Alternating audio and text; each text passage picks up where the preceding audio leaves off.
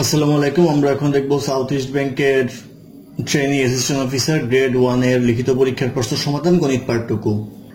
অঙ্ক শুরু হবে 1 নম্বর অঙ্ক দিয়ে। 1 নম্বর অঙ্ক ছিল, একজন ব্যক্তি ব্যাংকে 4000 টাকা রেখে 4 বছর পর দেখলো মুনাফা সহ ব্যাংকে 5280 টাকা আছে, আর কত বছর পর সে তার অ্যাকাউন্টে 8800 টাকা দেখতে পাবে।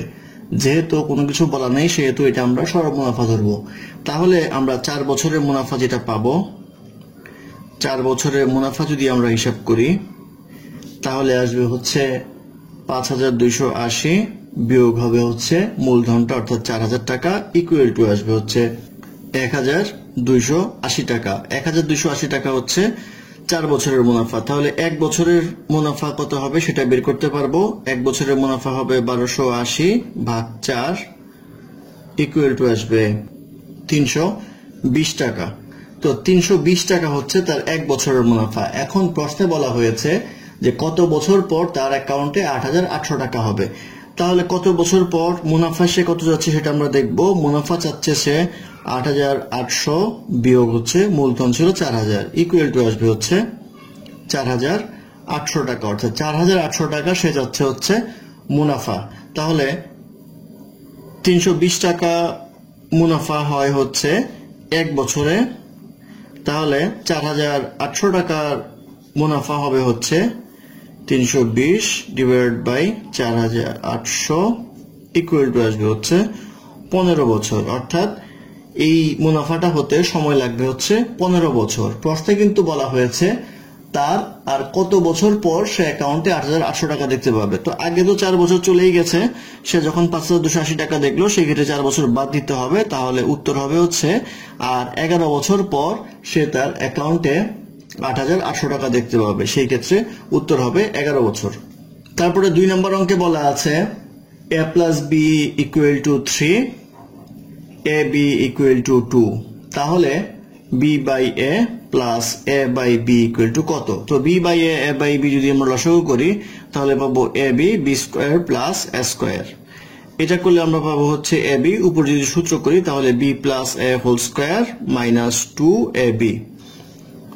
তো এটা করলে আমাদের এখানে যদি আমরা মান বসাই 3, তাহলে 3 স্কোয়ার মাইনাস 2 ইন্টু 2 আর নিচে আসবে 2 ইকুয়াল টু আসবে হচ্ছে 9 মাইনাস 4/2 ইকুয়াল টু আসবে 5/2, অর্থাৎ 5/2 হবে নির্ণেয় মান।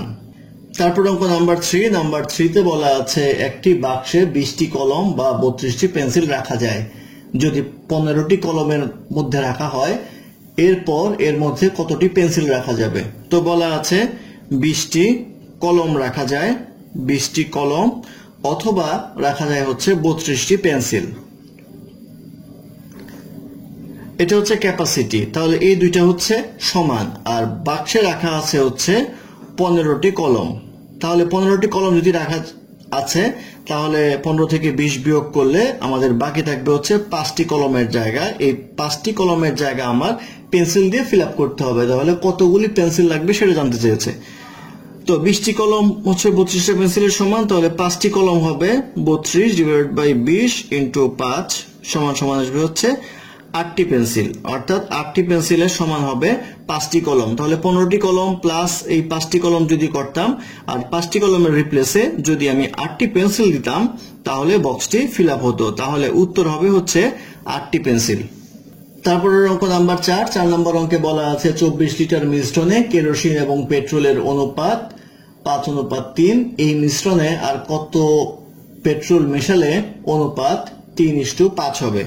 তো দেওয়া আছে হচ্ছে 24 লিটার টোটাল মিশ্রণটা, আর কেরোসিন এবং পেট্রোল এই দুইটার অনুপাত দেওয়া আছে হচ্ছে 5:3। তাহলে 5:3 হলে টোটাল হচ্ছে 8, এটা আসবে হচ্ছে 8/5 ইন্টু 24, আর এটা আসবে হচ্ছে 8/3 ইন্টু 24। তো এটা করলে আসবে হচ্ছে 9, এটা করলে আসবে হচ্ছে 15, অর্থাৎ 15 লিটার এবং 9 লিটার। এখন জিজ্ঞাসা করা হয়েছে যে কত পেট্রোল মিশাতে হবে। যদি পেট্রোল মিশাই তাহলে এর সাথে মিশাবো 9 এর সাথে আমরা x মিশাবো পেট্রোল, এইটা এবং এইটা হবে নতুন অবস্থায় নতুন অনুপাত। এই অনুপাতটা হবে প্রশ্ন মতে 3:5। সেক্ষেত্রে আমরা লিখতে পারবো হচ্ছে উপরে 15, নিচে হবে 9 যোগ x ইকুয়াল টু আসবে হচ্ছে 3, 5।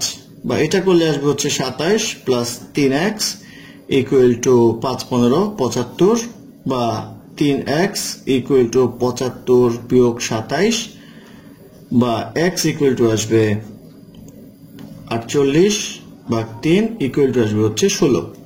অর্থাৎ 16 লিটার পেট্রোল মেশালে অনুপাত হবে 3:5, অর্থাৎ 16 লিটার হবে এই প্রশ্নের উত্তর। ধন্যবাদ আমাদের সাথে থাকার জন্য। আমাদের চ্যানেলটি ভালো লাগলে অবশ্যই সাবস্ক্রাইব করবেন, লাইক কমেন্ট এবং শেয়ার করবেন, এবং অঙ্কে কোনো সমস্যা থাকলে আমাদের কমেন্টে জানাবেন, আমরা চেষ্টা করব ডেসক্রিপশনে তার সমাধান দেওয়ার জন্য। ধন্যবাদ।